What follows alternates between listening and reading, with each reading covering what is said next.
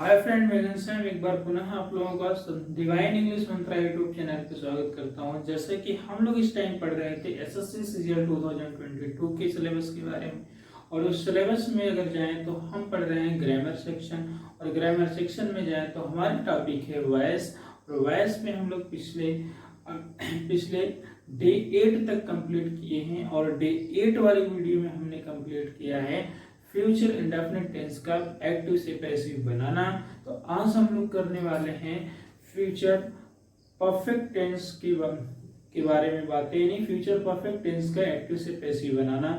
Reason है कि indefinite की बात तो कॉन्टिन्यूअस आता है, लेकिन कॉन्टिन्यूअस यानी फ्यूचर कॉन्टिन्यूअस का पैसिव वॉइस नहीं बनाया जाता है या नहीं बनता है, आप कह सकते हैं। तो यहाँ पे हम लोगों को बनाना पड़ेगा फ्यूचर परफेक्ट टेंस का एक्टिव से पैसिव। तो चलिए आज हम लोग करते हैं डे 9 की शुरुआत, और वो भी किससे?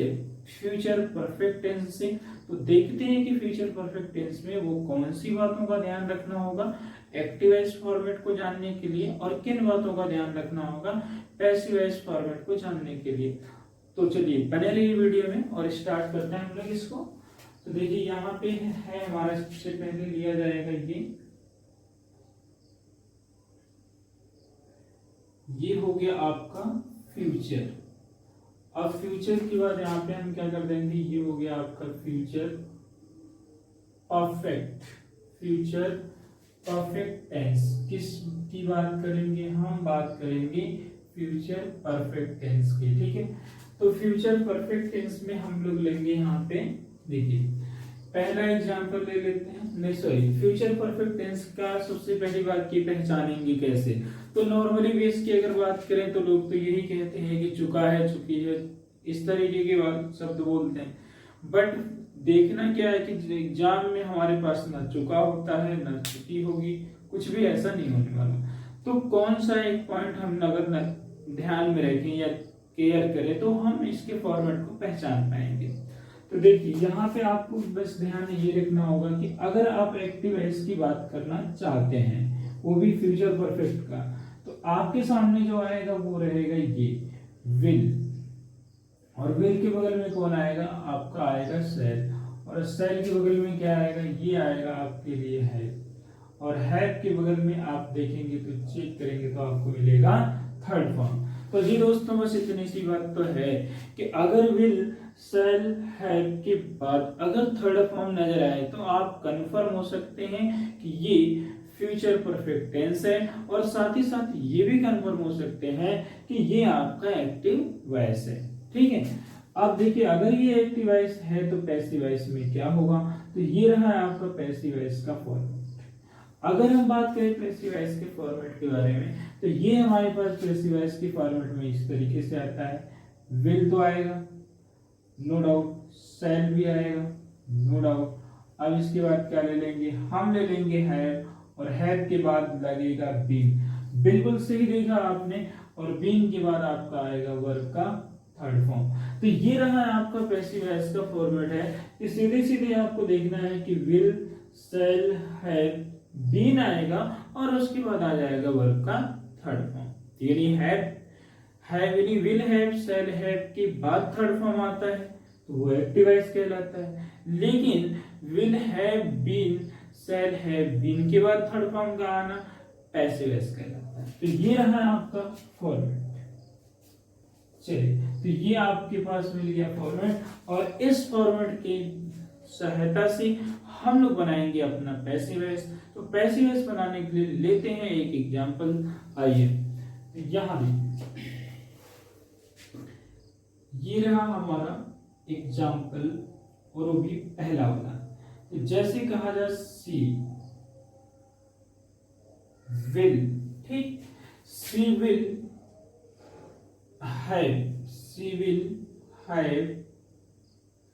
Retain, she will have written a letter, she will have written a letter. बिल्कुल आपने सही सुना।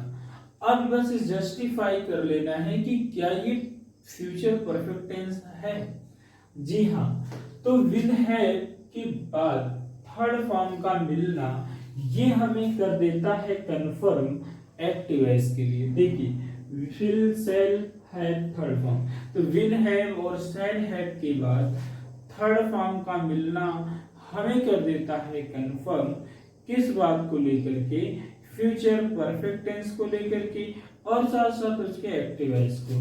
तो ये हम मानेंगे कि ये हमारे लिए क्या है, एक्टिव वॉइस का फॉर्मेट है। ठीक है, अब तो देखते हैं इसमें क्या और भी इंपॉर्टेंट है कि ये सब्जेक्ट रहता है और ये है वर्ब और ये है आपके पास ऑब्जेक्ट है। तो अब यहाँ क्या करनी है बात, पैसिव वॉइस। तो सबसे पहले लाएंगे आप अपने ऑब्जेक्ट को, यानी ये लेटर है तो ये हो जाएगा अ लेटर।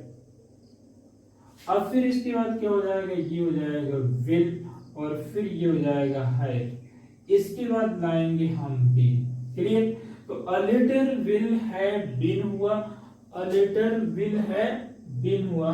और इसके बाद अगर बात करेंगे थर्ड फॉर्म तो ऑलरेडी मिला हुआ है, तो यहाँ पे आपको हो जाएगा ये क्या, रिटन। तो इसे बोलेंगे a letter will have been written. और इसके बाद अगर बात करेंगे तो ये आएगा बाई, और बाई के बाद अगर बात करें तो यहाँ आप ले सकते हैं हर। अब ये हो जाएगा आपका क्या, पी डॉट वी, मतलब पैसिव वॉइस हो गया। क्या बन के तैयार हुआ जरा देखें, a letter will have been written by her. तो मुझे उम्मीद है कि ये तो समझ आ गया। तो समझ को और भी मजबूत बनाने के लिए और स्ट्रॉन्ग बनाने के लिए क्या करते हैं, बना लेते हैं हम एक ऐसा रूल जो होने नहीं दे किसी भी प्रकार की भूल। तो आइए वो कौन सा रूल है देखते हैं। तो यहाँ रूल बनाने के लिए सबसे पहले मैंने ये लिख दिया आपका रूल, और रूल में सबसे पहले काम क्या किया, ऑब्जेक्ट लेने का। ऑब्जेक्ट तो लिया, लेकिन इसे किस रूप में बना सकते हैं, सब्जेक्ट के रूप में बना सकते हैं। अब इसके बाद थोड़ा सा एक छोटा सा होता है एक्शन वाला। एक्शन कहता है कि पहले आएगा आपका फर्स्ट पर्सन और इसके बाद आएगा सेकंड और इसके बाद आएगा कौन सा आपके पास, थर्ड पर्सन आएगा। अब फर्स्ट पर्सन यदि नजर आता है तो वहां सेल है, मतलब सेल लिखा जाता है। यदि आपको यहाँ देखा जाए सेकंड और थर्ड आता है तो यहाँ आपको लिखना पड़ता है विल। अब दोनों के बाद अगर बातें करेंगे तो यहाँ पे आएगा आपका क्या, हैव। और हैव के बाद अगर बात करें तो आपको मिलेगा क्या, बीन।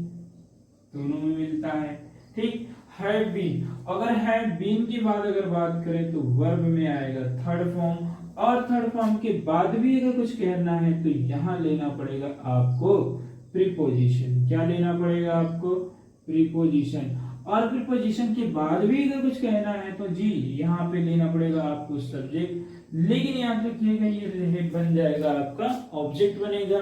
अगर इसके बाद भी कुछ अगर कभी कभार मिल जाए तो उसे कह दीजिएगा ईटीसी। ईटीसी में मिल जाती है चीजें। तो ये देखिए ये हो गया आपका फॉर्मेट। तो अब ये हमारा बन के हुआ तैयार क्या, अपना एक अच्छा खासा सा रूल जो होने नहीं देगा आपसे किसी भी प्रकार की भूल। तो याद रखेंगे इसे हमेशा अपने पास, क्योंकि यही है आपके लिए खास। ठीक है, तो ये रहा आपका इम्पोर्टेंट रूल है जो आपके लिए खास है, तो आपके पास तो होना ही चाहिए। ठीक है, चलिए ये हो गया आपका रूल। अब इस रूल के को देखते हुए और इस रूल के सहायता से बनाते हैं एक अपना एग्जाम्पल, ताकि और भी हमारा कॉन्फिडेंस हो सके स्ट्रॉन्ग। तो आइए करते हैं कुछ काम। तो ये लेते हैं हम लोग सेकंड एग्जाम्पल। कौन सा एग्जाम्पल लिया भैया, हमने सेकंड लेने की बात करी है। तो एक देखिए यहाँ से, अगर ये मैं कहूँ he will have, he will have help,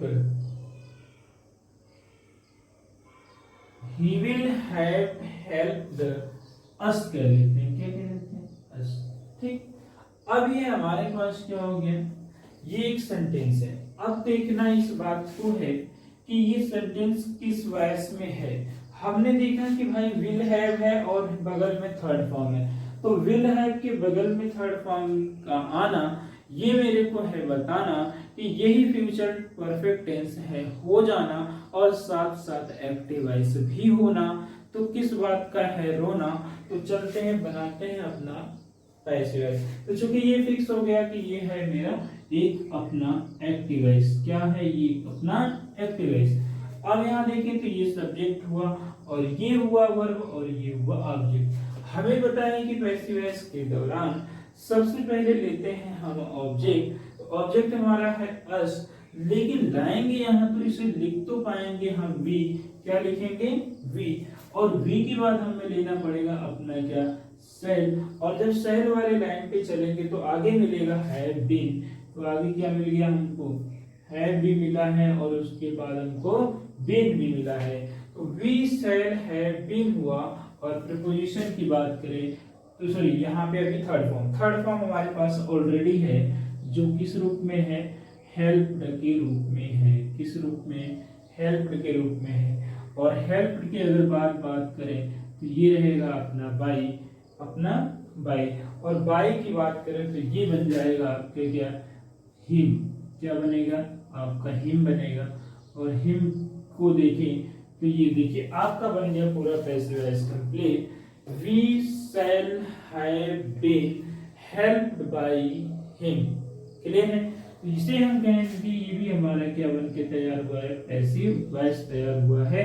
चलिए अब हमें जरूरत है कि हम एक एग्जांपल और लें। एक एग्जांपल क्या करते हैं हम और लेते हैं, ताकि हम अपने चीजों को और भी कंफर्म और क्लियर कर सकें, कॉन्फिडेंस लेवल को थोड़ा और भी बढ़ा सकें। तो इसको बढ़ाने के लिए तो एग्जांपल और बनता है, और यहाँ पे ले लेते हैं जैसे कहा जा सोनी, ठीक, और फिर यहाँ पे कह दिया जाए विल, फिर कह दिया जाए है बट अ पेन। बिल्कुल ठीक है। आपने देखा है कि लिखा है यहाँ पे कि Soni will have bought a pen. यदि यहाँ पे विल हैव के बाद अगर थर्ड फॉर्म है आया तो इसे हम कह पाएंगे कौन सा वॉइस, इसे हम कह पाएंगे एक्टिव वॉइस कह पाएंगे। नो डाउट इसे क्या कह पाएंगे, एक्टिव वॉइस। अब बनाना क्या है, इसका पैसिव वॉइस बनाना है। तो आइए कर किस बात की देख लेते हैं अपना ऑब्जेक्ट। तो मेरा ऑब्जेक्ट मेरे पास है अ पेन। किस रूप में आया है अ पेन। और अ पेन की बात करेंगे हम लोग के इसके बारे में, विल लेंगे और विल के बाद किस बात की दे रही है के बाद बना देंगे बीन। तो a pen will have been हुआ। और पेन के बाद हमें चाहिए अपना वर्ब का कौन सा फॉर्मेट चाहिए, थर्ड वाला फॉर्मेट चाहिए। तो a pen will have been bought हुआ। और बॉट के बाद चाहिए प्रीपोजिशन, तो जिसको ले लीजिए बाई। और बाई के बाद कौन आता है, आपका आ जाएगा सोनी। तो ये बन के हुआ आपका एक पैसिव वॉइस का फॉर्मेट कि a pen will have been bought by Soni. तो ये रहा आपका पैसिव वॉइस बन के हुआ तैयार। तो जी दोस्तों, मुझे उम्मीद है कि आज आप लोगों को ये फ्यूचर परफेक्ट टेंस का एक्टिव से पैसिव बनाना समझ आ गया होगा। और इस प्रकार से हमारा ये सेशन होता है डे 9 वाला पूरा। तो चलिए आप लोग देंगे पूरा ध्यान। यदि ये आप एसएससी सीजीएल 2022 का अगर आप उसमें एक सीट बनाना चाहते हैं या साथ ही साथ कोई और भी इंग्लिश के एग्जाम से रिलेटेड है तो ये कंटिन्यू सीरीज देखना ना भूलें। और एक ही इम्पोर्टेंट बात बता दूं, अगर आपको पैसिव में प्रॉब्लम है तो ये पूरी सीरीज कंटिन्यू कर लें। मुझे उम्मीद है कि आपको बहुत ज़्यादा हेल्प मिलेगी। और अगर आप टेंस में भी अगर प्रॉब्लम रखते हैं तो आप इसी चैनल पे जाकर के आप टेंस की प्लेलिस्ट चेक करें, और इसमें टेंस की पूरे वीडियोज बनी हुई है बेसिक से लेकर के एडवांस तक। आप उससे चेक कर लें। पहले टेंस क्लियर करें, फिर आप एक्टिव से पैसिव की तरफ जाएंगे। तो चलिए आज के सेशन में बहुत ज़्यादा बातें नहीं है, हमने कर लिया है कंप्लीट अपना डे 9 और उसमें बनाना सीख गए फ्यूचर परफेक्ट टेंस का एक्टिव से पैसिव का फॉर्मेट। मुझे उम्मीद है कि आप इसको बहुत बढ़िया तरीके से समझे होंगे। तो चलिए इस समझ को आगे बढ़ाने के लिए आप और भी मिलेंगे हम अगली वीडियो में, और इस सेशन को यहीं रोकते हैं। और यदि वीडियो आपको पसंद आए तो लाइक शेयर सब्सक्राइब करना नहीं भूलेंगे। ठीक है, तो आज के सेशन को यहीं रोकते हैं, मिलेंगे अगले वाले सेशन में। तब तक के लिए बाय।